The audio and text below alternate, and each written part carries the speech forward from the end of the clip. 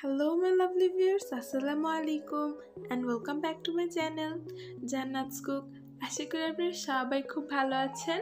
তো প্রতিদিনের মতো আজকে আরো একটি নতুন রেসিপি ভিডিও নিয়ে চলে আসলাম আপনাদের সাথে শেয়ার করার জন্য।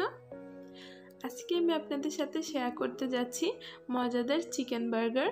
আমরা ঘরে থাকা সামান্য কিছু উপকরণ দিয়ে কিন্তু তৈরি করে ফেলতে পারি মজাদার এই বার্গারটি। তাহলে দেরি না করে চলে যাই আমরা মূল রেসিপিতে।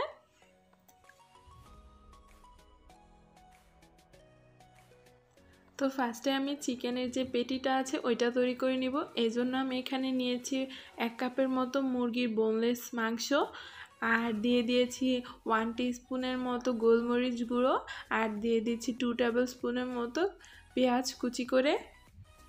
তো এখন এতে অ্যাড করে দিচ্ছি কয়েকটা ধনিয়া পাতা, এগুলো আমি জাস্ট মাঝখান থেকে একটু ছিঁড়ে নিয়েছি। আর এখন দিয়ে দিচ্ছি 3টা কাঁচা মরিচ, এগুলো আমি একটু ফালি করে দিয়েছি। এখন এগুলাকে ভালো করে মিশিয়ে নিব। আর এখন এখানে আমি অ্যাড করে দিব স্বাদ অনুসারে লবণ। লবণটাতে এটাকে আবারও ভালো করে মিশিয়ে নিব।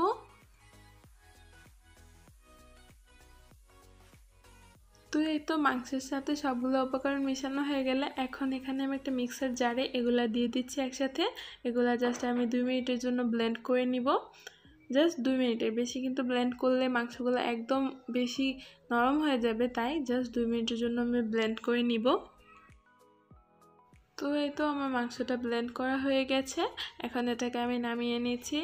আর এরপর এখানে আমি বাকি উপকরণগুলো একে একে মিক্স করে নিব। তো এখানে ফার্স্টে আমি দিয়ে দিচ্ছি ধনিয়া গুঁড়ো, আর এখন দিয়ে দিব হলুদ গুঁড়ো। হলুদটা একটু কম ইউজ করাটাই ভালো মাংসের পেটিটাতে। আর এখন দিয়ে দিচ্ছি 1/2 টেবিল স্পুনের মতো মরিচ গুঁড়ো, আর দিয়ে দিচ্ছি গরম মশলা, ধনিয়া গুঁড়ো দিয়ে এখন এটাকে ভালো করে মিশিয়ে নিব। আর যেহেতু আমার মাংসের পরিমাণটা এখানে কম, তাই মশলার পরিমাণটা একটু কম দিতে হবে। তো এই তো আমার ওই মশলাগুলো মেশানো হয়ে গেছে। এখন আমি এখানে দিয়ে দিচ্ছি 1 টিস্পুনের মতো রসুন পেস্ট আর 1 টিস্পুনের মতো আদা পেস্ট দিয়ে এটাকেও আবার ভালো করে মিশিয়ে নিব।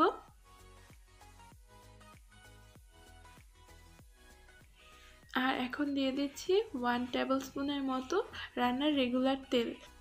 তো এখন আমি এখানে অ্যাড করে দিচ্ছি 2 টেবিল স্পুনের মতো টক দই। টক দইটা আপনাদের হাতের কাছে না থাকলে এটা স্কিপ করে যেতে পারেন। আর দিয়ে দিচ্ছি 1 টেবিল স্পুনের মতো কর্নফ্লাওয়ার। আর আপনারা এখানে কর্নফ্লাওয়ার পরিবর্তে কিন্তু আটা অথবা ময়দাও ইউজ করতে পারেন।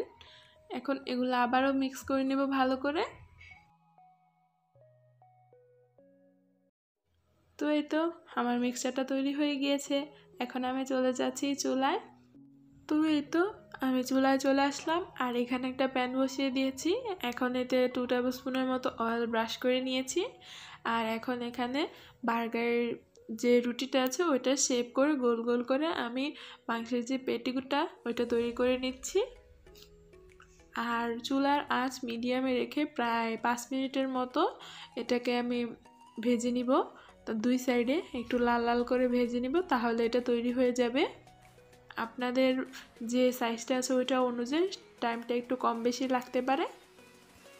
তো এই তো প্রায় 5 মিনিটের মতো ফ্রাই করার পর আমার মাংসের যে পেটিগুলা ছিল ওইগুলা হয়ে গেছে। এখন এগুলাকে আমি উঠিয়ে নিয়েছি। আর যেহেতু আমি এগুলাকে একটু পাতলা পাতলা করে দিয়েছিলাম, তাই আমার সময়টাও একটু কম লেগেছিল, তাড়াতাড়ি হয়ে গেছে। আপনাদেরটা যদি একটু ভারী হয় তাহলে একটু সময়টা বেশি লাগবে। তো আবারও ওই একই প্যানে আমি আবারও একটু তেল ব্রাশ করে নিয়েছি। আর এখানে আমি বার্গারের যে রুটিগুলো ছিল ওইগুলার পাশটা আমি জাস্ট একটু গরম করে নিব। এভাবে আমি সবগুলাই একটু গরম করে নিচ্ছি। তো এই তো আমি বার্গারের ভিতরে যে সসটা আছে ওই সসটা তৈরি করে নিচ্ছি। এই জন্য আমি এখানে নিয়ে নিচ্ছি 1 টেবিল স্পুনের মতো টমেটো কেচাপ, আর এখানে দিয়ে দিব 2 টেবিল স্পুনের মতো মায়োনিজ।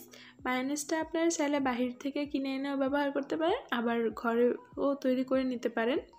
তো এই মায়োনিজের যে রেসিপিটা আছে ওই রেসিপির লিঙ্কটা আমি দিয়ে দিচ্ছি ডেসক্রিপশন বক্সে, আপনারা এখান থেকে দেখে নেবেন। আশা করি আপনাদের কাছে ভালো লাগবে।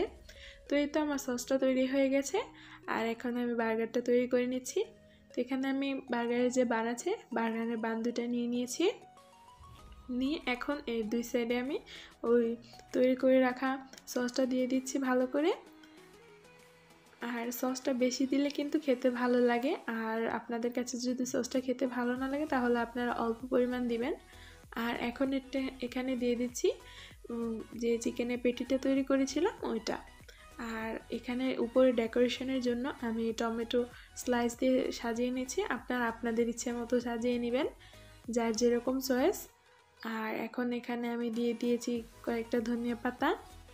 তো আমি এখানে ধনিয়া পাতাটা ইউজ করলাম জাস্ট একটু ফ্লেভারের জন্য, আমার কাছে লেটুস পাতাটা ছিল না, তাই আমি ধনিয়া পাতাটা ইউজ করলাম। আর এখানে দিয়ে দিয়েছি 3টা অনিয়ন স্লাইস, আর এর উপর আবারও আমি একটু সসটা দিয়ে দিয়েছি, দিয়ে তারপরে এটাকে আরেকটা বান উপরে দিয়ে দিচ্ছি। তো এই তো তৈরি হয়ে গেল আমার সহজ সরল একটা রেসিপি। ঘরে থাকা সামান্য কিছু উপকরণ দিয়ে আমি তৈরি করে নিয়েছি বার্গার। আশা করি আপনাদের কাছে অনেক ভালো লেগেছে, আর ভালো লাগলে অবশ্যই আপনারা বাসায় ট্রাই করবেন, সবাইকে খাওয়াবেন, আর আমার এই রেসিপিটা সবার সাথে শেয়ার করবেন। তো আমি একইভাবে সবগুলার বার্গার তৈরি করে নিয়েছি। আপনাদের কাছে আমার এই বার্গারের রেসিপিটা কেমন লেগেছে অবশ্যই কমেন্ট করে জানাবেন, আমার জন্য দোয়া করবেন। সবাই ভালো থাকবেন। আল্লাহ হাফিজ।